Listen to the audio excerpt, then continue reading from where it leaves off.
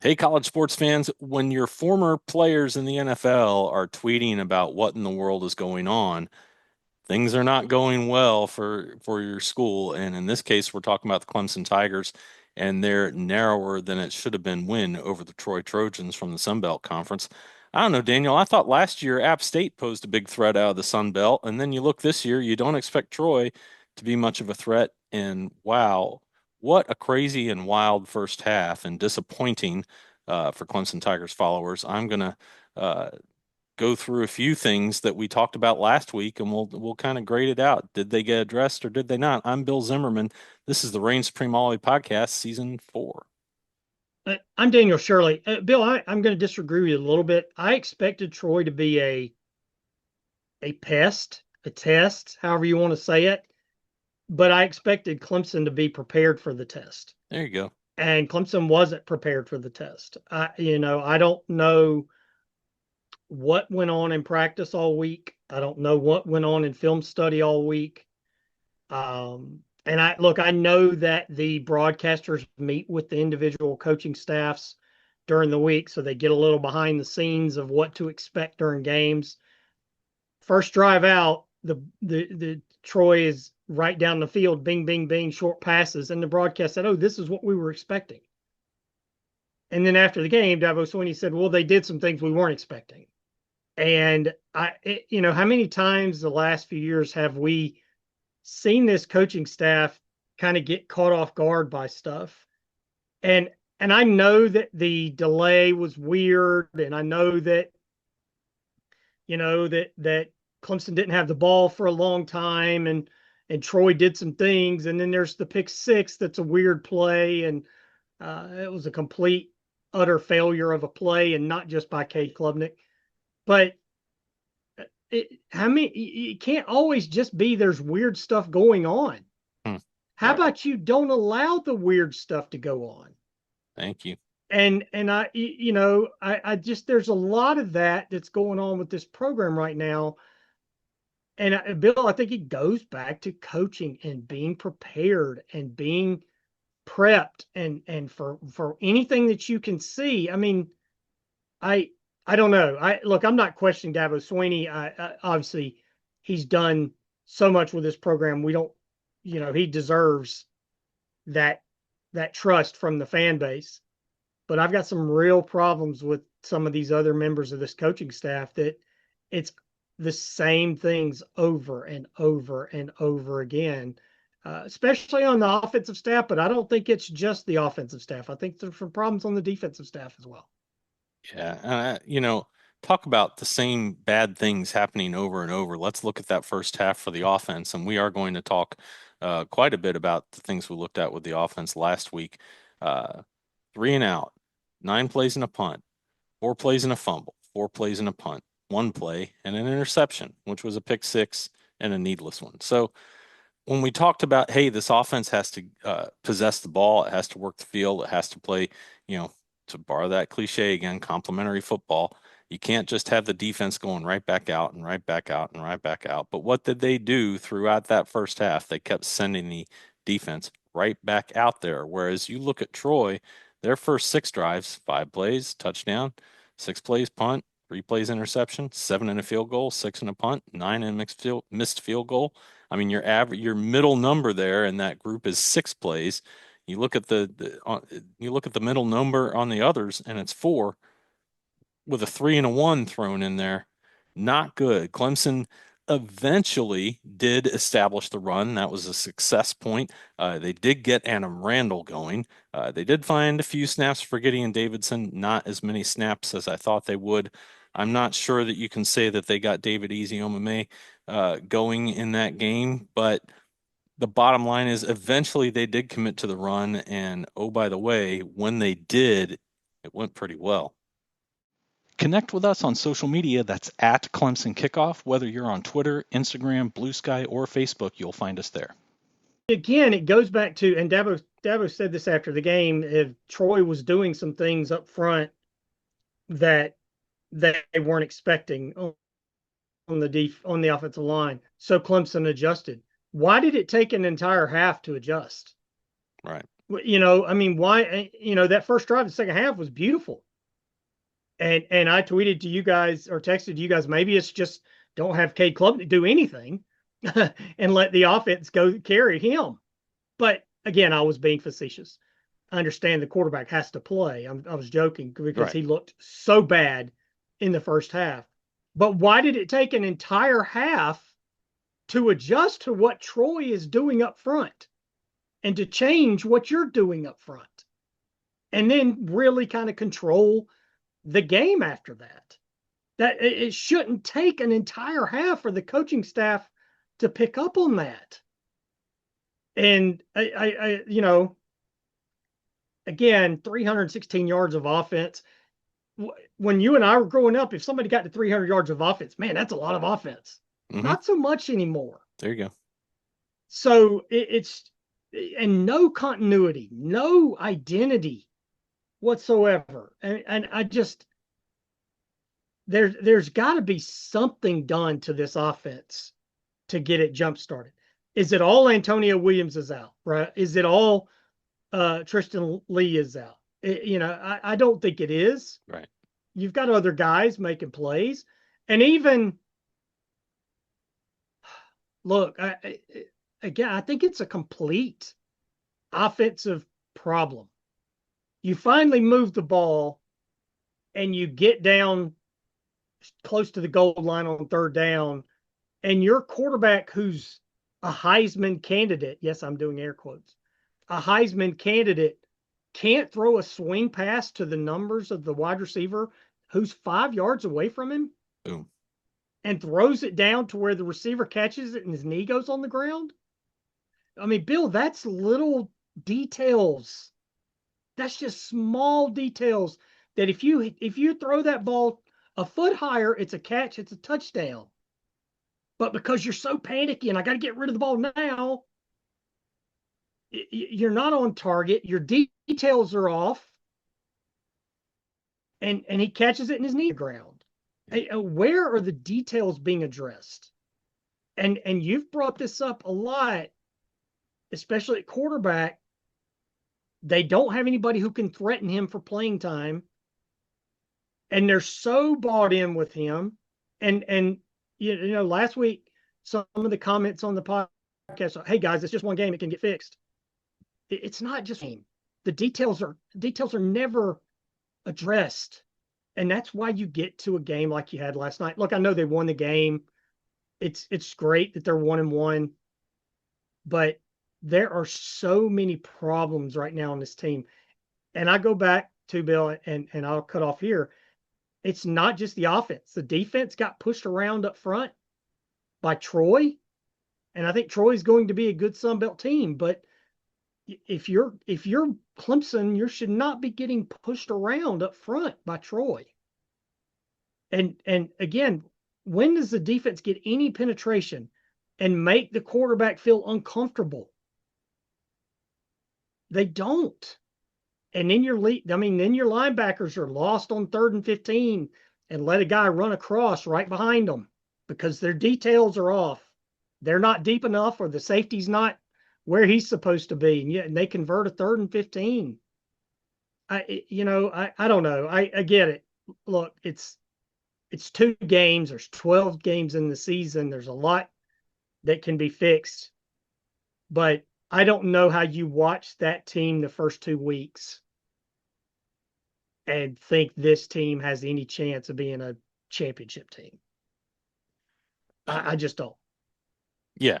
And I think that's the whole thing about it. Look, how many times have I said, hey, Daniel, a win is a win is a win. You take the win, I don't care if it's 1 point, you move on. You find a way to survive and advance. But I think when you look at playing, okay, Troy might be better in the Sun Belt this year than they have been recently. I'm not sure that means there's someone who should give a supposed preseason national championship favorite among the favorites to contend for the national championship in the nation.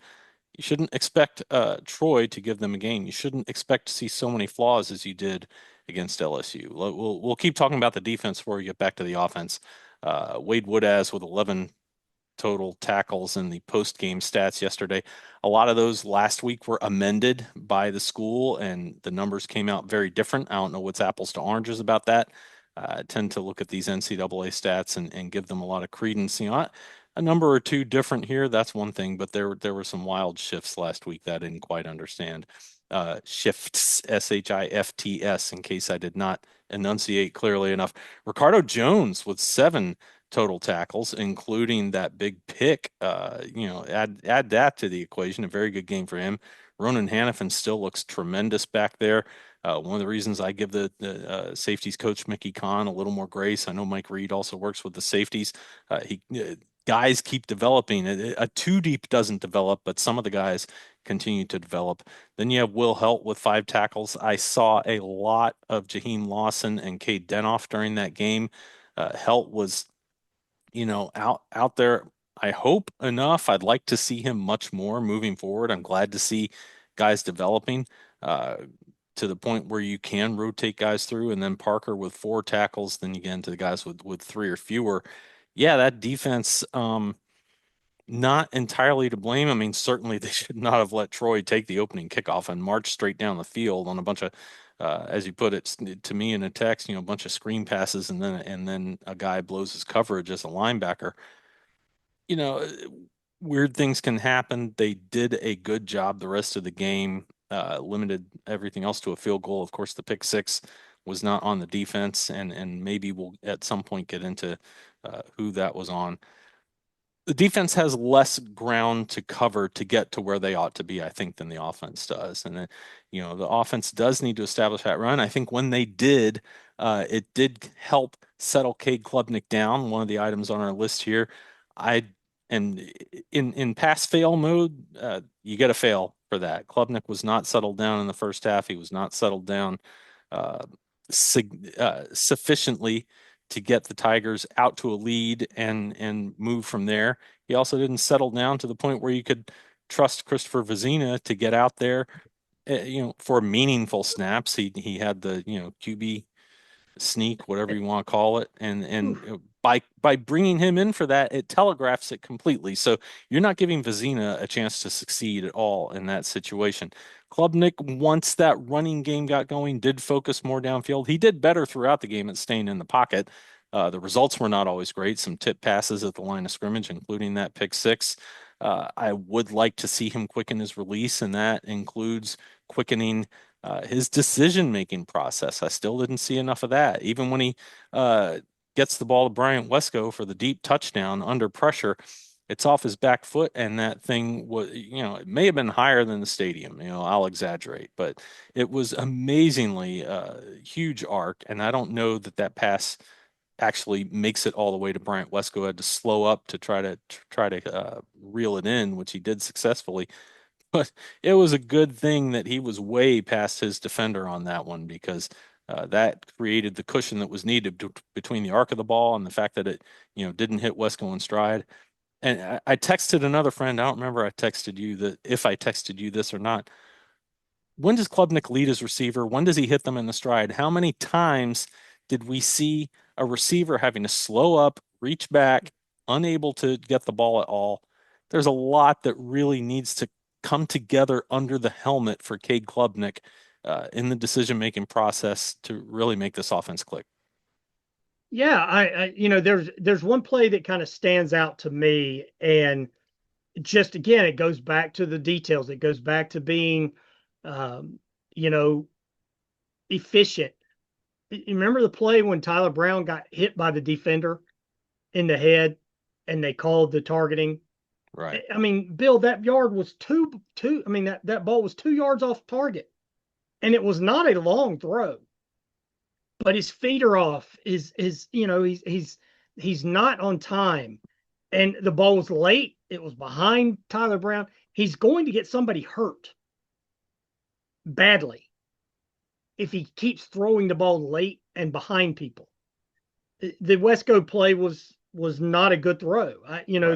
The broadcast kept bragging about him putting up air under the ball for Wesco to run under it. Well, Wesco was 3 yards behind his defender and had to stop pretty much. Mm-hmm. Now, the other touchdown was perfect. Yeah, The, great throw. the time, the timing is there, beautiful play action, and Wesco's, I mean, it was the perfectly designed play, it's the perfectly thrown play. Yeah, created a So, busted coverage, and Klubnik saw it and got it to him. right, absolutely. So give credit to him. But you mentioned the Vizina play. Come on.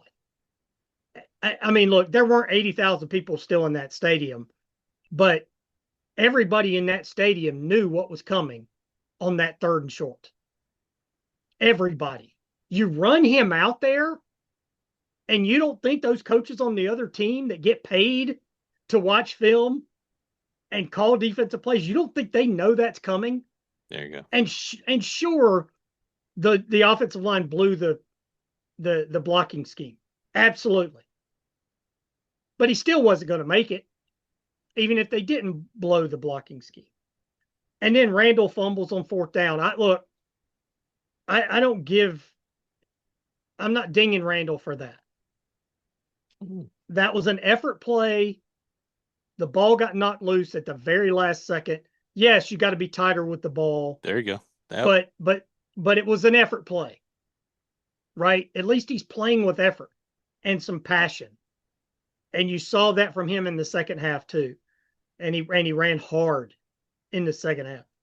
But even that, Bill, we talk about the defense, that fumble, Troy returns it, whatever it was it 50 yards? That sets up a short field and a field goal. So that's 10 of their points off turnovers from the offense. The pick six and that set up a short field. So, really the defense gave up the one drive. Now, there were other drives that they gave up that didn't result in points. Either Troy missed a field goal or the defense stood up. And the defense did cause 3 turnovers in the second half, including the butt interception. But or the butt pick, if you want to call it the butt pick. A cheeky term for it. Which is kind of gross to say, to be honest. Yes, cheeky. Well done, sir. But I just I've got some huge issues with the play calling. I've got huge issues with, again, the small details, the focus. I mean, where's the focus? Where's the confidence? Where's the, yeah, I'm a NFL quarterback. I'm going to be a top prospect. Where is that? I hate the word. I really don't like the word swagger. Where's the swagger with this group? Thinking the same. Where is the confidence of this offense that you're not going to stop us? We're going to play with that confidence, and we're going right down the field and score. And look, Dabo, second half, right down the field, score touchdown. That was the best drive they've had of the year. But why does it take being down 16-0 to do that? Be sure to subscribe at youtube.com/Clemson Kickoff. It's free. It's the best place to catch all our episodes, and it's the best place for you to comment with your reactions. On the flip side of that, Bill, I mean, you do love to fight. You do love this. The basketball team uses this phrase, grit, whatever. I mean, whatever you want to call it. To fight back down 16-0, they could have given up. I'm sure there's some fans who gave up. There's a certain person on this podcast who gave up. So, I mean, good thing they don't listen to me, right? I'm good with that. I said last week, I'm fine being wrong. I like being wrong. I'm wrong a lot. I was wrong yesterday afternoon at about 6:30 or 6:00. So, so you like that? I like the fact that what Dabo Swinney said was it the second largest or largest ever comeback in Clemson history at home? Okay, that's great. Well, it would be great if you're playing a worthy opponent for that kind of thing. And Troy's a worthy opponent. They're D1. I think the Sun Belt is a good conference still. I think it's surpassed several others. So I'm not trying to say they're not worthy of playing Clemson. I think when the expectations are as high at Clemson as they are this particular season, you shouldn't have to come back in that fashion against a upper half of the Sun Belt level team. I think we need to recalibrate the expectations. Mm-hmm. I do. Look, I don't think this team is a playoff team. Like I said, I definitely don't think it's a championship team, and I mean ACC championship team too. Or you're Not predicting they won't make the playoff, or you're saying in this form that they are showing right now, that's not the the team that I've seen play 2 games is not close to being a playoff team. right. Now, again, you got 10 games to get it fixed, but I don't know how you can watch that team or Oklahoma or, well, we saw LSU in person, close up, or Ohio State or Miami or Florida State or Notre Dame or whoever else you want to put on that list, Georgia, heck, Georgia Tech, and think Clemson is going to beat those teams. I said going the season, I thought Clemson was a clear favorite in the ACC. I don't think that's true now after seeing 2 games from everybody. I would put them behind Miami. I'd put them behind Florida State. I'd put them behind Georgia Tech. Um, and again, I think there's too much. There's too much talk about the big picture. There's too much about when we lose to LSU last weekend. I mean, the royal we of the team. There's too much talk of, hey, we can get it turned around to be a playoff team. Don't worry about the playoff stuff. That's 4 months away. Yeah. Worry about Troy. Worry about now Georgia Tech. They've been a detailed oriented program for 17 years since Tommy Bowden left. And Bill, that was the problem with the Tommy Bowden era. Remember the talk about the year they were a top 10 team and all the talk about we're going to do this and we're going to do that, and then Alabama whipped them? It's because Alabama was focused on you Yeah. and worrying about what you're doing.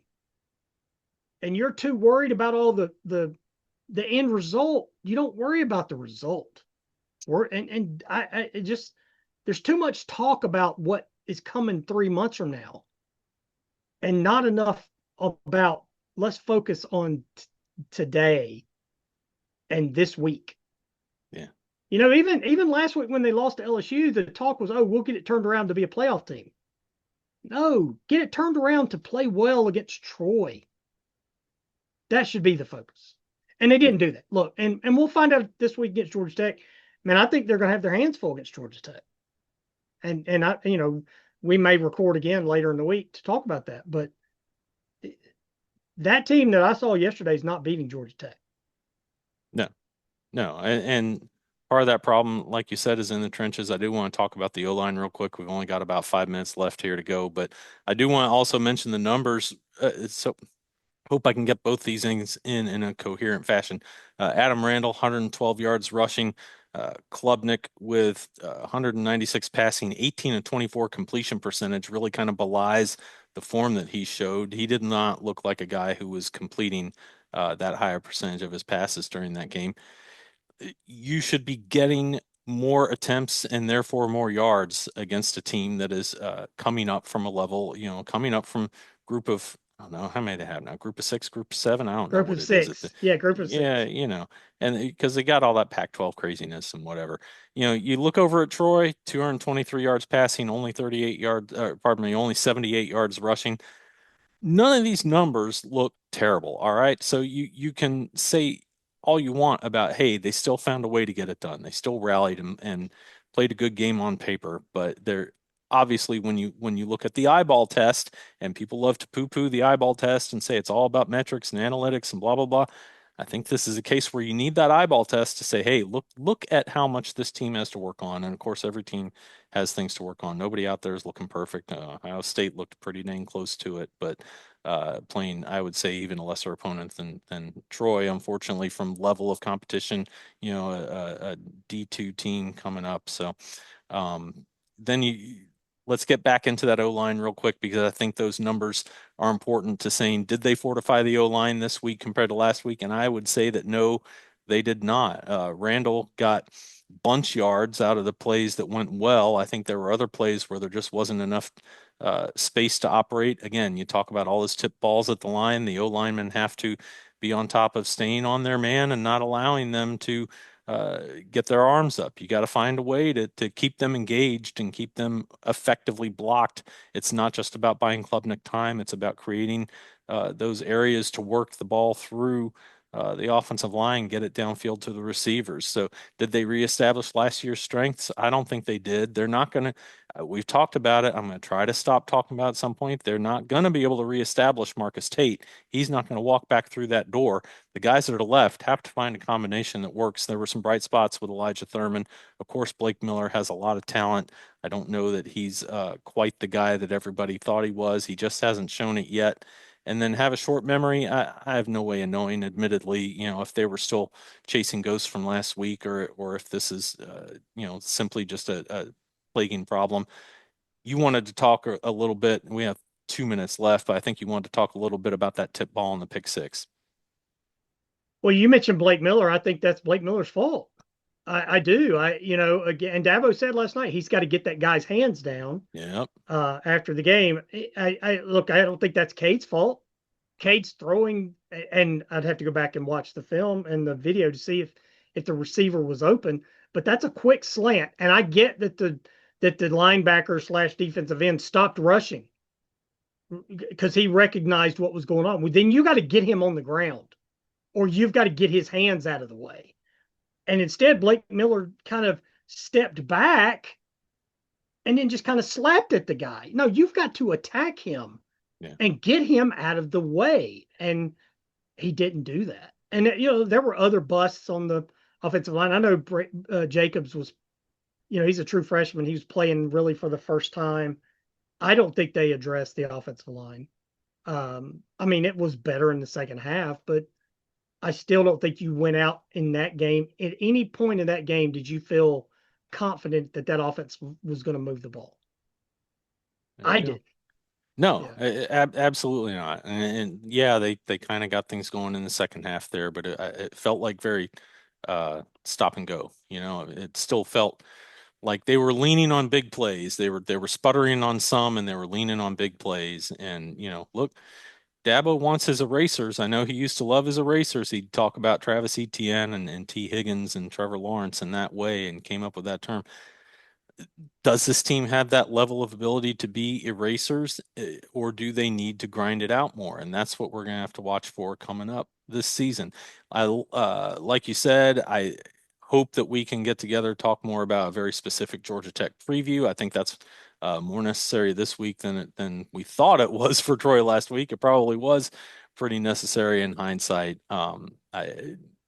I don't think we're the only ones that underestimated what Troy could bring, despite a couple of interesting games in Death Valley in recent years. So we will come back at you when we next talk, whether it's before Georgia Tech or after that game. Look forward to it. And I'm Bill Zimmerman. I'm Daniel Shirley. Go Tigers.